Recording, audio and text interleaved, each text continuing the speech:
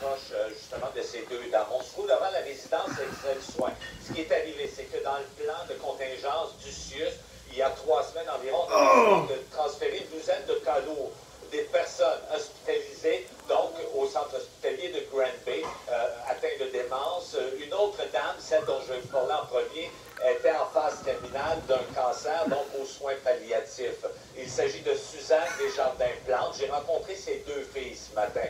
Elles n'en avaient plus pour longtemps à vivre. Pourquoi libérer des lits à l'hôpital dans ce cas-ci pour la placer dans une résidence privée auquel on a demandé d'ouvrir une aile pour les cas de CHSLD sans nécessairement avoir les ressources nécessaires en termes d'infirmières et préposés bénéficiaires. Malheureusement, leur mère est morte le 2 avril dernier. Ils l'ont appris après coup, n'ont pas été en mesure de s'entretenir avec elle ou d'être près d'elle. Pour ces derniers moments, vous allez entendre ces deux filles. Ici, elle était bien, elle voyait sa famille, on avait accès à une personne à la fois. Je pense pas que c'était si urgent que ça de l'envoyer là-bas, là. Elle était en fin de vie, là. Il aurait dû, je sais pas, nous appeler avant, le matin ou le soir, nous dire, mais là, votre mère, il reste pas grand-temps, ça serait peut-être pour regarder sa petite famille. Non, elle est morte tout seul. C'est pas humain. D'une telle tristesse, Jean-François. Il faut dire que ces résidences-là, des résidences privées, semblent mal adaptées là, pour accueillir des cas aussi lourds.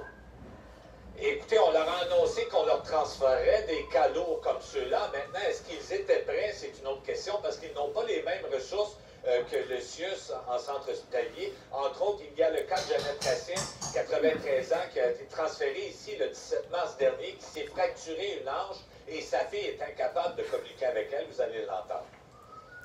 Ils m'ont appelé un matin, il était à 9 h un matin, ma mère était tombée dans sa chambre. Ils l'ont trouvée à terre tombée. Depuis combien de temps, je ne sais pas. Pour apprendre le lendemain qu'elle avait une hanche de cassée. Ils l'ont retournée à la même résidence. On a essayé de savoir quels soins qu'elle avait, quels médicaments qu'elle avait pour ça. On n'a jamais pu savoir ça.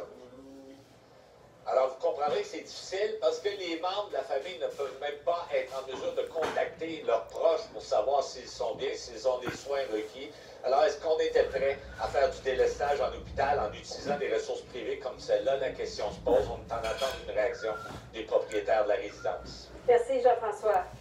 La résidence de Rive-Raide Green Bay a été inspectée au cours de la fin de semaine. La résidence appartient au groupe Castassa, le même propriétaire que la résidence Héron à Dorval, où une trentaine d'aînés sont décédés dans des conditions épouvantables.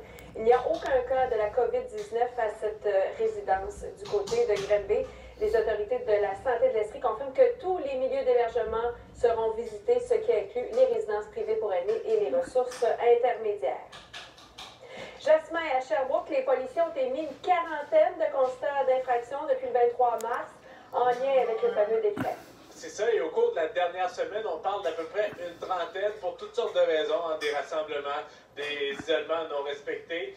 Et vous allez voir des images qu'on a tournées aujourd'hui aux abords de commerce où il y a évidemment de l'achalandage et des files d'attente. Hein. Il y a beaucoup de surveillance encore aujourd'hui.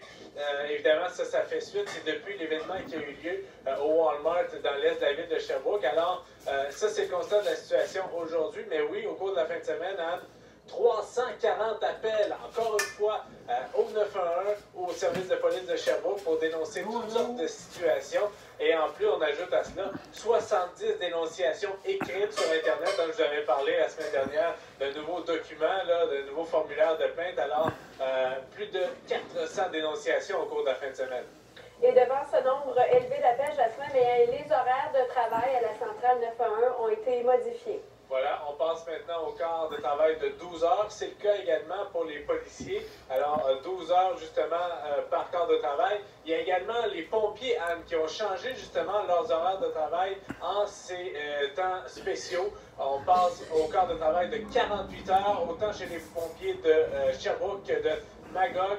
Pourquoi? C'est pour faire en sorte d'éviter le plus possible les allées et venues à l'intérieur des casernes. Pour l'instant, ça va bien. Et on veut que ça continue comme ça. Merci beaucoup, Jasmin. Je m'en vais à vous maintenant, Marie-Lise. Certains perdent le fil des jours à force d'être